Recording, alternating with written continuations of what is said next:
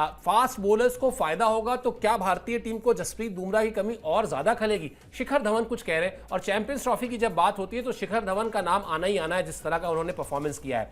Champions trophy को लेकर खूब बातचीत हो रही है, लोग अपनी पसंदीदा टीम भी बता रहे हैं, लेकिन मैं भारत के आगे कुछ देख नहीं पा रहा हूं। मैं भारतीय टीम को लेकर काफी विश्वास में हूं। हमारे पास एक शानदार टीम है जिसने हाल ही में इंग्लैंड के खिलाफ अच्छा प्रदर्शन किया है। मेरी चिंता जसप्रीत बुमराह को लेकर है। बुमराह की कमी साफ खलेगी। मेरे हिसाब से बुमराह इस वक्त दुनिया के सर्वश्रेष्ठ गेंदबाज हैं। उनके जैसा सटीक गेंदबाज मिलना मुश्किल है। अगर कोई कहता ना कि इस स्टेटमेंट की सत्यता पर या आप इससे कितना सहमत हैं, इसमें 100 में से कितने नंबर देंगे, तो मैं 100 में से 110 नंबर दे देता।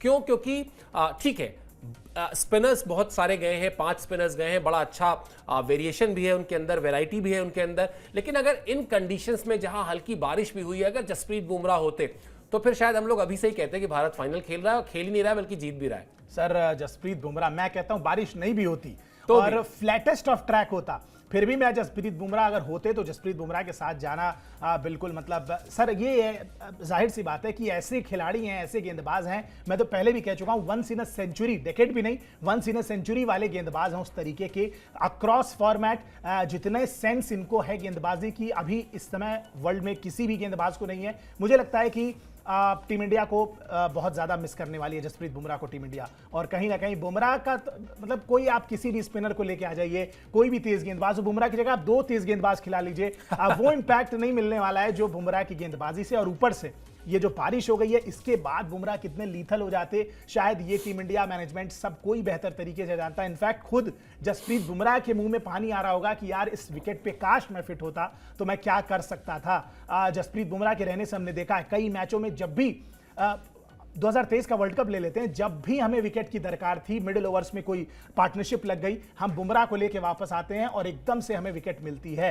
मैं उसी मैच की तरफ वापस जा रहा हूं सर, बाबर आजम और रिजवान की पार्टनरशिप लगने लगी, अच्छी लग रही थी, 150 प्लस के आसपास हो गए थे, दोनों 50-50 के आसपास आ गए थे और 2 ही विकेटें गिरी थी और मात्र 20-25 ओवर के आसपास ही हुआ था। और एकदम से उसके बाद बुमराह आते हैं, पहले तो हार्दिक पांड्या ने 1 विकेट दिलाया और उसके बाद बुमराह ने जिस तरीके से सेट रिजवान को बोल्ड किया था और सारी जनता अहमदाबाद की खड़ी हो गई बिल्कुल वो। उसके बाद इनफैक्ट 2024 के T20 फाइनल आप देखिए, जहां पे येंसन को जब विकेट चाहिए थी, येंसन को हवा तक नहीं लगी कि गेंद कहां से आई और किधर चली गई, जबकि ऐसी बहुत ज्यादा मूवमेंट उस विकेट पे नहीं थी। तो यहां पे तो बारिश हो चुकी है जनाब। और उसके बाद जिस तरीके के गेंदबाज हैं जसप्रीत बुमराह, मतलब वर्ल्ड क्लास, शिखर धवन की बात से सर मुझे नहीं लगता है कि एक भी इंसान इस समय होगा जो डिसएग्री करेगा शिखर धवन की बात से। और आप तो 115 नंबर की बात करते हैं, मैं तो 100 में 200 नंबर देने को रेडी हूं अगर इस स्टेटमेंट को मार्क करना होता तो। बिल्कुल, हालांकि आप कह रहे हैं कि हर कोई उनसे सहमत होगा।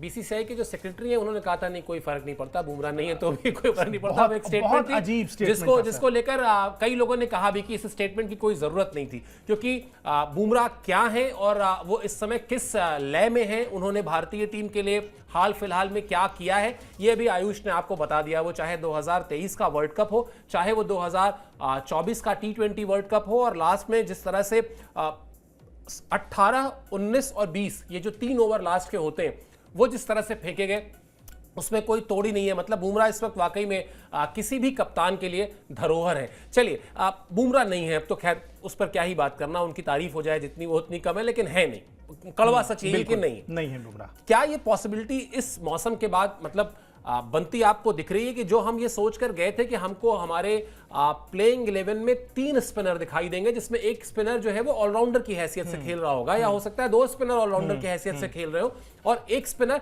स्पेशलिस्ट स्पिनर हो, जिससे आप एक भी रन की उम्मीद ना करें बल्कि ये उम्मीद करें कि वो मिडिल ओवर्स में 10 ओवर फेंकेगा तो आपको 2-3 विकेटें निकाल कर देगा। ये ऐसा लग रहा था अभी तक, जब तक ये बारिश नहीं हुई थी। इस बात के कितने चांसेस हैं आयुष कि अब हम थोड़ा सा चेंज करें और हम अर्शदीप सिंह, मोहम्मद शमी और हर्षित राणा तीनों को लेकर जाएं। हर्षित राणा को आपने भी इंग्लैंड के खिलाफ सीरीज में मौका दिया, थोड़े महंगे साबित हुए लेकिन वो भी आपको विकेट लेकर दे रहे थे, लगभग सभी मैचेस में उन्होंने विकेट लिया।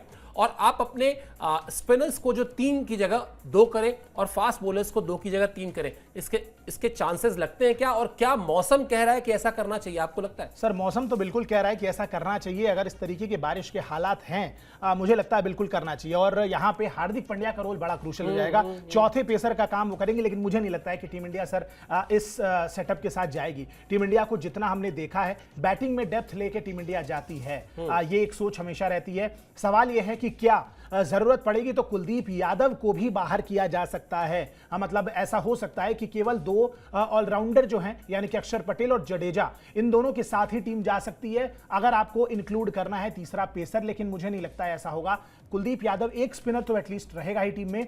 तीसरे पेसर की जहां तक बात है सर, ये हो सकता है कि हार्दिक पांड्या जो हैं वो अपने कोटे के, जहां पे हम उन्हें 5-6 ओवर 7 ओवर करते देखते हैं, वो अपने कोटे के पूरे 10 ओवर कर सकते हैं अगर फेवरेबल कंडीशंस रही तो। यानी कि 3 फास्ट बॉलर्स तो आपको वहां पे कम से कम नजर आएंगे ही, इंक्लूडिंग हार्दिक पांड्या।